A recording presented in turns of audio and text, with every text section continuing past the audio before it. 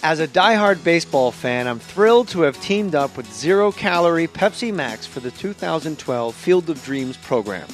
For the second straight year, Pepsi Max asked fans to vote for their dream team of living baseball legends in both the American and National Leagues. 2 consumers have won the experience of a lifetime. AL winner, Johnny Perotti from Rochester, New York. NL winner, Stephen Katchmark from Washington, D.C. Now it's up to the fans to decide which of these guys' hometown will host the Pepsi Max Field of Dreams games by voting at MLB.com/Pepsi Max. The Pepsi Max Field of Dreams American League team includes catcher Yogi Berra, first base Frank Thomas, second base Rod Carew, shortstop Cal Ripken Jr., third base Brooks Robinson, outfield Ken Griffey Jr., outfield Reggie Jackson, outfield Ricky Henderson, starting pitcher, Jim Palmer. Relief pitcher, Dennis Eckersley. Designated hitter, Paul Molitor. The Pepsi Max Field of Dreams National League team includes catcher, Johnny Bench. Outfield, Stan Musial. Outfield, Andre Dawson. Starting pitcher, Randy Johnson. Relief pitcher, Trevor Hoffman. First base, Fred McGriff. Second base, Ryan Sandberg. Shortstop, Ozzie Smith. Third base, Mike Schmidt. And outfield, Tony Gwynn. Zero-calorie Pepsi Max. MLB.com/Pepsi Max. Put your name on it. Just put your name on it. That's all I say. Be a man or a woman. Put your name on it. Well, I'd like to hear about it, potheads. How the fuck you gonna know how to be great if you don't study greatness? Look at the game tape. Donuts. I want to work with you a lot. Oh, yeah!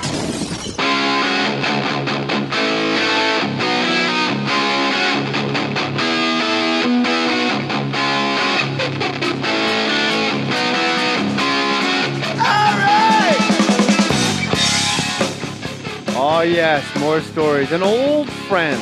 It's always nice when you have old friends on. Adam Ferrara. Hey. I don't remember you being this handsome.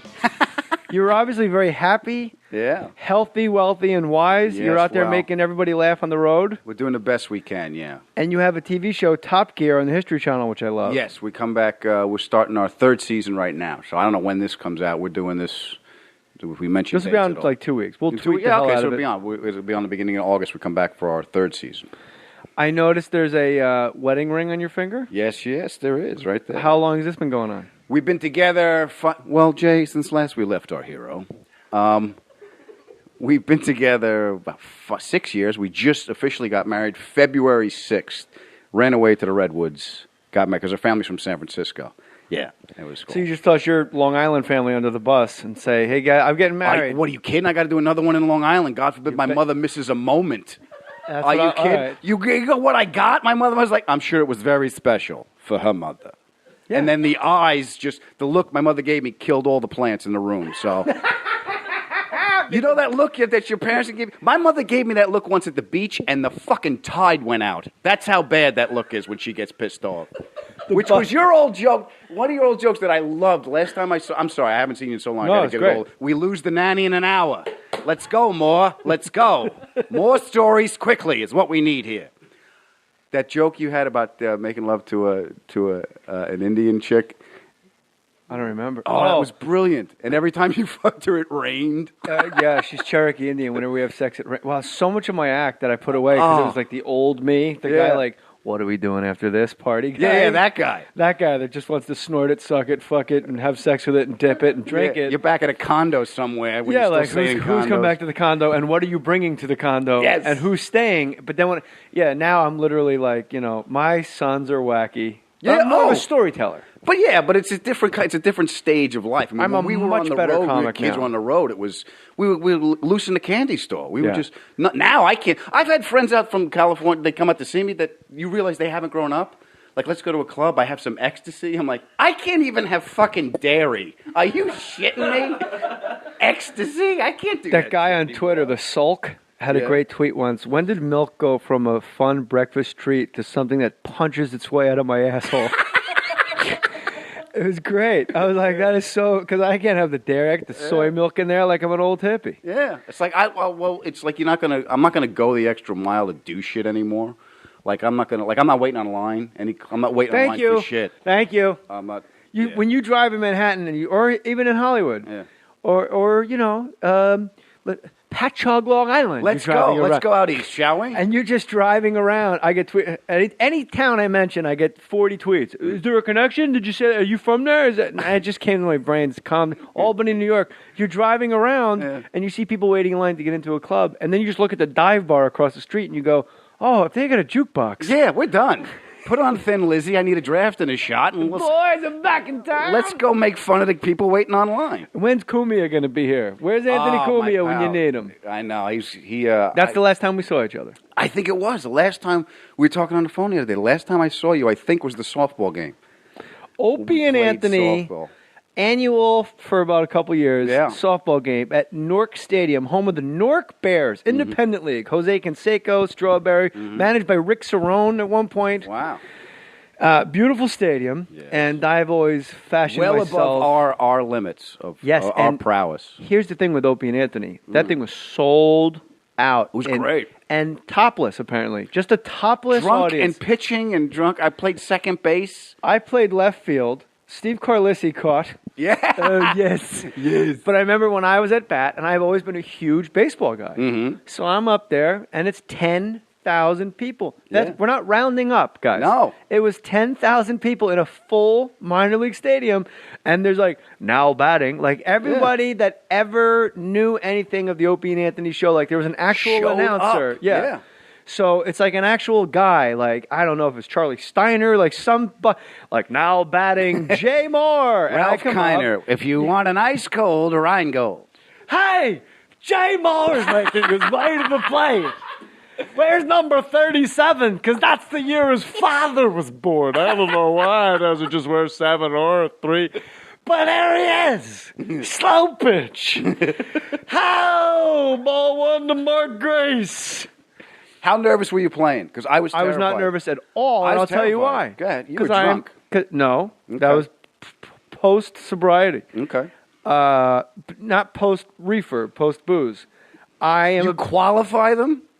Well, not anymore. Now not anymore. Now it's all the what I was. Party's you over. were still which one of the 12 steps did you stumble off of that day? It was the marijuana maintenance program for quite a long time. And then I realized I'm completely full of shit and I can't give advice to anybody. If I got this in my back pocket, I'm altering whether I think it's going to lead, I personally don't think it would ever lead me to drink again. Right. And everyone in AA will tell me, that's the disease talk. Yeah. Trust me. The disease is doing push-ups. It's getting strong. Going to come back and kick your ass. And I'm positive of it. So I didn't quit because people were saying that. I quit because I can't drive people to rehab and then go smoke half a bowl. And then, go on the swings on the beach, wow, that guy's got a problem. I hope you get your shit together. Yeah. And I definitely... I'm fucking hungry. He's going to be in there, 28 days? Ooh, when he comes out, we should eat something. I am... And again, I'm sure AA people will jump down my throat. And I would like to know on Twitter, at JMohr37, at Adam Ferrara. At Adam Ferrara. I would like to know how many, because I think on Twitter might be the only place you could let me know. I would really be curious, how many people in AA actually, every once in a while, they go out in the garden, have a tug, sit on the hammock. That's not, they can't do that. It's anonymous. They got to... Well, on Twitter, it's, Milkman 510. Yeah, okay. Or Hoochie Mama 2. Yeah. But so, I quit. Higher power. I quit. Step 13. Yeah. Have sex with the young chicks. There was a great bar. It was a bar when you used to drive home called the 13th Step. It's a great one. Yeah, great name for a bar. But I would be real quick. The reason I really quit was just so I wasn't. I had a big about I guess late April when I just was caught up on everybody else's shit. And we talked about it on the podcast before, but where I went back and just my fearless moral inventory, and I realized I'm a fucking egomaniac. Yeah. You're a comic. I know, but that's still, it was steering. I was a dry drunk. It was just steering the way I was behaving, caring way too much about what anybody says and not caring enough about the thing. Anyway. We're open nerves to begin with. You don't want to put gas on that fire. So basically, I quit grass because I wanted to be able to look a sponsee in the eye and go, no, nothing. See, that's good. You quit because you had a moral reason to quit, now quit. Because some people just quit because they run out and they're lazy. But then, or they forget where they hide the old joke. I'm not waiting online. I forgot where I hid it. Yeah. But no, that was April, so I've actually just proved I can quit whenever I want. So now I'll just dive right back in. Yeah. You know what? It's 3 months. Hey, I haven't even thought about it until we've had this conversation. Great. Good to see you again. He opened up that fucking wound. You want Ferrara back? Yeah, let him pick some more scabs. No, I'm pretty scab free. You're. Can I bring that up before we forget? I'm sorry, the ADD is raging. Oh no, that's good. The giraffe. Bobby Lee was molested as a child by a man with Down syndrome that cut grass in his neighborhood. Right. And he said the guy's ceiling was covered in candy in a shack that he lived in. And then you're gonna love this. And he goes, I love it already. He goes, the guy's ceiling was just covered in candy, and he had Christmas lights of like he threaded Skittles and Jolly Ranchers, and he would touch us. I go, touch you how? And he goes, but Sandusky. He goes, but every time I went back, and I go, whoa, whoa, whoa, whoa. Every time he went back, he goes, that's how much I loved candy. Line of the year, in my opinion. That's how much I loved candy. So then I took the giraffe. And I put it on the table and I said, point, the old Otto and George, point to the doll where he touched you. Yeah. And he went, and he licked his finger and put it in the giraffe's butt. Oh. So that's not why the giraffe's here. There's not enough candy in the world. To Bobby Lee, there's just the exact amount of candy. I don't care what kind of candy you like. There's not. I just thought that was the story that I always remember about you. Stick your neck out for what you believe in. Your grandfather told you that. My grandfather had all these giraffes in his house, and a lot of you guys asked me this on Twitter. I don't want to keep talking about Twitter. But sure, why not? And you could tweet Adam at Adam Ferrara how much you love his show on the History Channel. Yep. My grandfather collected giraffes. He was a band leader. Mm-hmm. Jack Mohr and the Hi-Hats. Very cool. Very fancy man. Yeah, cool. President of Revlon. He ran. I think he was going to run for Senate at one point. Really? He was friends with like Jane Mansfield was at my father's bachelor party. You're kidding. Before she was murdered in the Hollywood Hills. Before she was stabbed. Yeah, because after that, Then it's not. But still a memorable bachelor party still. Yeah. Guess who's here? Fill the holes. Give her a glass of water. Watch her come out. What's that smell? Ice up, Jane. Ice her up. Don't you see she needs ice? She's starting to turn already. She does favors for you, don't she? So I trying asked to bang this broad. You really that president against Italians in this fucking day and age? In this day and age, stabbed to death at my fucking bachelor party. Oh, we're playing fucking guitar. Pesci, I went. Hold on, you want to know this? Okay, well, we'll put a pin in that. I'll tell you the Pesci story later. Okay. Yeah, I want to know it. I'm writing it down. Pesci story. So I asked my grandfather why he collected giraffe, and he said, the giraffe's the real king of the jungle. A giraffe's kick will disembowel a lion. They have no enemies, but they never kick each other. They have a sense of diplomacy about them, and they stick their neck out for what they believe in. So as you go forward into this world of show business, he was really riddled with dementia, right? And had this moment of clarity and sat up in his hospital bed and explained this all to me, and then went back to naming his toes. Yeah. Tuesday I get pudding. Yeah, or Tuesday is pudding. Yeah. Pudding, Tuesday, fart, numb, chucks. So that's why I collect giraffes. But I remember that we were in a village somewhere, and for the first time I saw your tattoo, we were outside a club somewhere. Probably Boston Comedy Club. It was Boston or Cellar or something, and I asked you about it. I said, fuck, that's fucking cool. I'm not getting a tattoo, but that's fucking cool. I can't be buried in a Jewish cemetery now. Oh, that's true, because you got the tattoo. But I'm Catholic. I was going to say there's more reasons than that. Yeah, well, I could probably, I circumcise my children. I think that's waiting list. Well, I'm Catholic too, but I'm tidy. Who wants to walk around like an anteater? I got to be honest with you. There was a kid in school that had a scar. The first time after baseball practice, and he had a scar right on his. We call him Frankencock because it looked like. What grade is this?